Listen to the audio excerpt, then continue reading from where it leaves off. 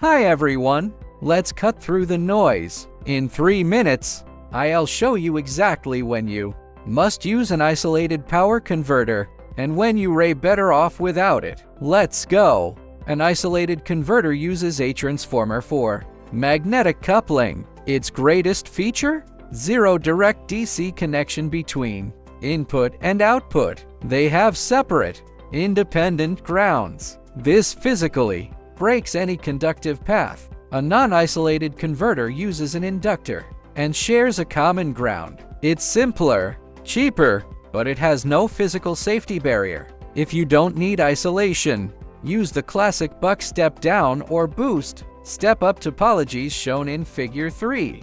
If you do need isolation, you'll choose between the two kings in Figure 4. Flyback. The transformer stores energy. It releases it when the switch is off. Great for low-cost, sub-100W designs. Forward.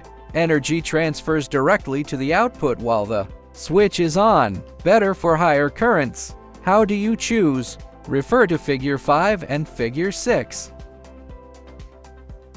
Ask yourself two simple questions. Question 1. Do you have safety regulations? Connecting to AC mains or medical human contact applications? Yes equals isolation is mandatory. Question 2. Do you have different ground domains? In industrial setups, distant sensors have different ground potentials, creating ground loops that cause noise. Yes equals use isolation.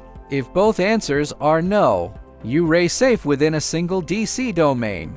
Pick non-isolated. It's smaller, cheaper, and more efficient. Look at Figure 7. Stage 1. An isolated AC-DC converter turns dangerous AC power into Asafi 12 volts or 24 volts DC bus. Stage 2.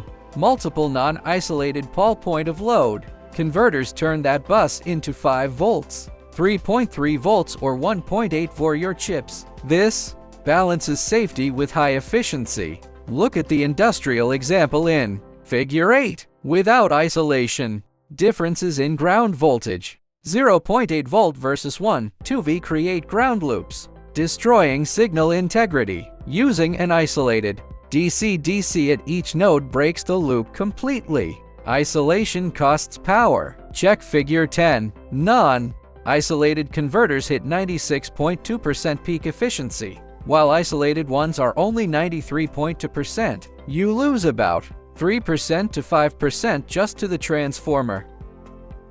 This affects your PCB too, shown in Figure 11. Isolated designs require a physical creepage and clearance gap on the board. Zero copper allowed across the barrier. Non-isolated layouts just focus on shrinking the high current loop to reduce EMI. Final rule of thumb. If you're touching AC mains patients or differing grounds, isolate. If you're just doing simple board level DC conversion, go non-isolated to save power and space. Thanks for watching.